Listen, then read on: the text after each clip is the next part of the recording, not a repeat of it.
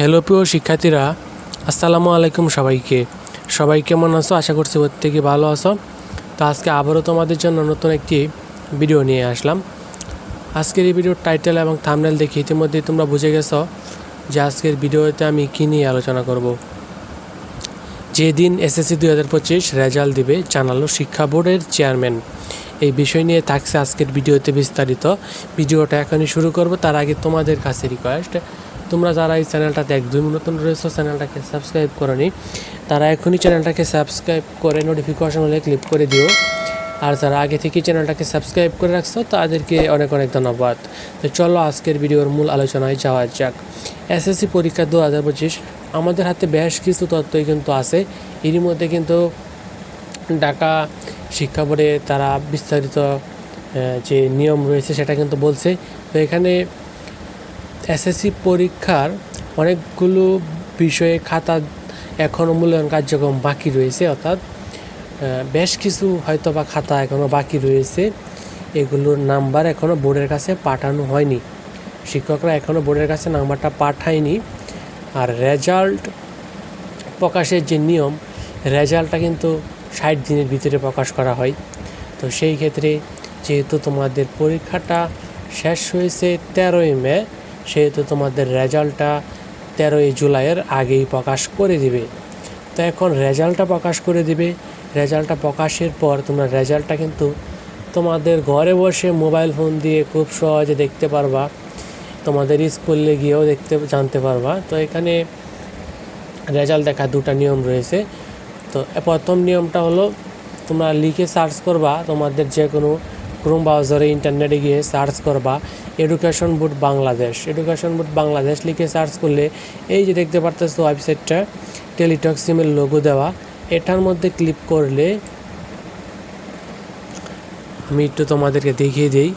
এই যে দেখছো ফর্ম চলে আসছে, এই ফর্মটা তোমরা পূরণ করলে তোমাদের রেজাল্টটা চলে আসবে। ফর্মটা পূরণ করা খুবই সহজ। এক্সামিনেশন অর্থাৎ এসএসসি দাখিল এটাই থাকবে। সিলেক্ট ইয়ার, তুমি যত সালে পরীক্ষা দিয়েছো সেটা তুমি দিয়ে দিবা। বোর্ড, তুমি কোন বোর্ডের পরীক্ষাতে সেটা দিয়ে দিবা। তোমার রোল নাম্বার, তোমার রেজিস্ট্রেশন নাম্বার এবং 2-1 এখানে দেওয়া রয়েছে, 2+1 এটা যোগ করলে কত হয়, এখানে দিয়ে সাবমিট করলে রেজাল্টটা চলে আসবে। আর দ্বিতীয় আরেকটা বিষয় রয়েছে, তো আমি প্রথমে যে বিষয়টা তোমাদেরকে দেখাইছি, এভাবে রেজাল্টটা দেখা অনেক দেরি হয়, কারণ সার্ভার ডাউন হয়ে থাকে। প্রচুর পরিমাণে ছাত্ররা ওয়েবসাইটে সার্চ করে রেজাল্ট দেখার জন্য সাবমিট করে, যার জন্য রেজাল্টটা দেখতে পারবে না, সমস্যা হবে। সেক্ষেত্রে এরও বিকল্প পদ্ধতি রয়েছে।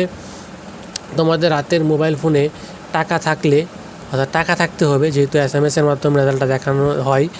SMS অপশনে গিয়ে তোমরা লিখবা এসএসসি, একটি পেজ দিবা, এখানে যাবা দেওয়া রয়েছে, এই যে দেখো এসএসসি, তারপরে ফাঁক দিয়ে অর্থাৎ পেজ দিয়ে, তারপরে যে বোর্ডের পরীক্ষাতে তুমি, সেই বোর্ডের প্রথম তিনটা অক্ষর বড় হাতের অক্ষর দিতে হবে, এসএসসিও বড় হাতের অক্ষর দিতে হবে।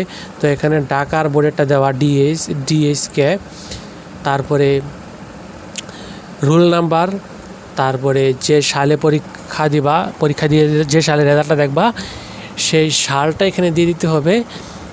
এখানে লেখা হয়ে গেলে তোমাদের মেসেজ করতে হবে কোন নাম্বারে, নাম্বারটা কোথায়,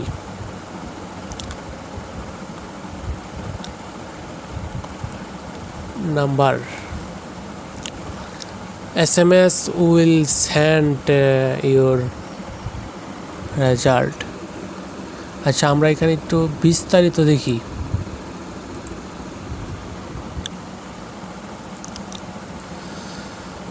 সেন্ড, হ্যাঁ, এই যে SMS-টা পাঠাইবা হচ্ছে এই নাম্বারে, এই যে দেখো 16222 এই নাম্বারে এই মেসেজটা, অর্থাৎ এখানে যে নিয়ম রয়েছে এই নিয়মে মেসেজ টাইপ করে তারপরে এই নাম্বারে 16222 এই নাম্বারে মেসেজ পাঠিয়ে দিলে সাথে সাথে তোমার রেজাল্টটা চলে আসবে, প্রত্যেক সাবজেক্টের নাম্বার সহ। তো এই ছিল আজকের ভিডিও। আশা করি ভিডিওটি তোমাদের কাছে ভালো লেগেছে। ভিডিওটি ভালো লাগলে অবশ্যই একটা লাইক দিয়ে দিও। চ্যানেলটাতে নতুন হয়ে থাকলে অবশ্যই চ্যানেলটাকে সাবস্ক্রাইব করে রাখো। তো ধন্যবাদ সবাইকে।